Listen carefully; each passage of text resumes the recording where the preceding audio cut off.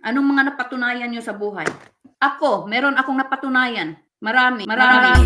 Sabi ba naman sa akin, o pok sa akin, o pok daw ako.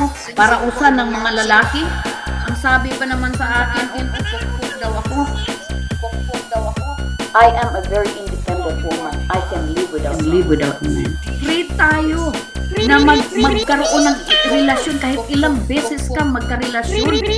Free tayo. That is the I life. am a very independent woman. I can live without Pok sa akin o pok daw ako. Naging waitress ako sa isang bar. Kasalanan ko ba kung tayo ay pinanganak na maganda? How is that right? Kaya kong mabuhay na walang lalaki. Na magkaroon ng relasyon kahit ilang beses ka magkarelasyon.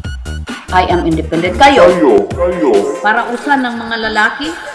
5 imong naong 5.